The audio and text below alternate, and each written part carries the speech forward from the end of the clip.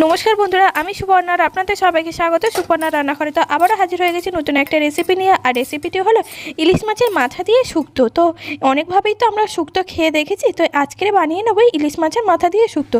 তো যেহেতু ইলিশ মাছের মাথা তো লাগছেই এখানে, তো দেখুন বন্ধুরা, মাছের মাথাটা আমি ধুয়ে বেছে পরিষ্কার করে নিয়েছি। আর সাথে নিয়ে নিয়েছি উচ্ছে, এখানে হচ্ছে লাল আলু বা মিষ্টি আলু ঝিরিঝিরি করে কেটে নিয়েছি, নর্মাল সাদা আলু কেটে নিয়েছি, সাথে নিয়েছি বেগুন আর লম্বা লম্বা করে কেটে নিয়েছি কাঁচকলা।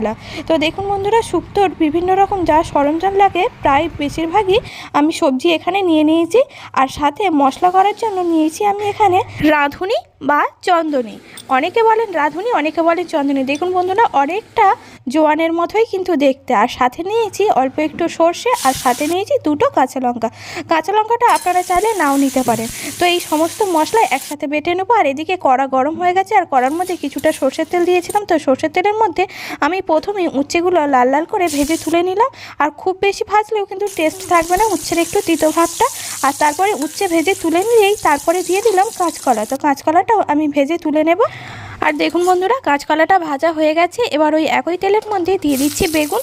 তো বেগুনটাও লাল লাল করে ভেজে তুলে নেব। আর বেগুনটা যদি চচ্চড়ির মধ্যে আগে থেকেই দিয়ে দেওয়া হয় তাহলে বেগুনটা একদম ঘেঁটে গলে যায় বলে সেই জন্য বেগুনটা লাল লাল করে ভেজে তুলে নিলাম।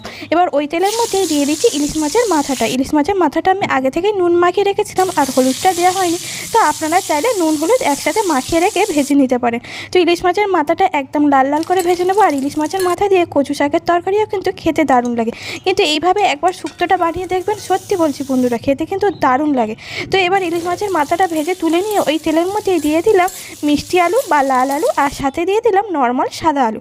দিয়ে এবার কিছুক্ষণ ভাজা করে নেব। তো তার মধ্যে আমি দিয়ে দিয়েছি কিছুটা পরিমাণে নুন, আর তারপরে দিয়ে দিয়েছি হলুদ গুঁড়ো, আর দিয়েছি কিছুটা পরিমাণে লঙ্কার গুঁড়ো, একদম সামান্য পরিমাণে। আর আলুটা একটু বেশি সময় ধরেই ভেজে নিচ্ছি যাতে আলুটা খুব সহজেই নরম হয়ে যায়।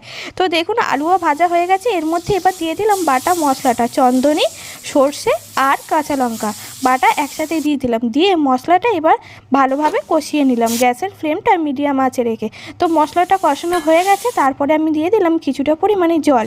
এবার জলটা দিয়ে, আলুটা যেহেতু আগেই ভাজা হয়ে গেছে তাই জল দিয়ে 3 থেকে 4 মিনিট ফুটিয়ে নিতে আলুটা ভালোভাবে সেদ্ধ হয়ে যেতে এবার দিয়ে দিচ্ছি ভেজে রাখা ইলিশ মাছের মাথা, উচ্ছে আর ভেজে রাখা বেগুন, সাথে দিয়ে দিলাম কাঁচকলা। তো সমস্ত উপকরণ এবার একসাথে ভালোভাবে নাড়াচাড়া করে নেব। আর ইলিশ মাছের মাথাটা একটু ভেঙে গুঁড়ো করে দিচ্ছি যাতে পুরো তরকারির মধ্যেই ইলিশ মাছের ফ্লেভারটা পুরো চলে যায়। আর খেতে কিন্তু দারুণ হয় বন্ধুরা। আপনারা এইভাবে একবার ইলিশ মাছের মাথা শুক্তো বানিয়ে দেখতেই পারেন। হ্যাঁ, এটা একটু ঝোল ঝোল নয়, কিন্তু চচ্চড়ির মতো হয়েছে, খেতে কিন্তু দারুণ হয়। রেসিপিটি ভালো লাগলে লাইক শেয়ার কমেন্ট করবেন। আর চ্যানেলে নতুন হলে চ্যানেলটি সাবস্ক্রাইব করে পাশে থাকার অনুরোধ রইল।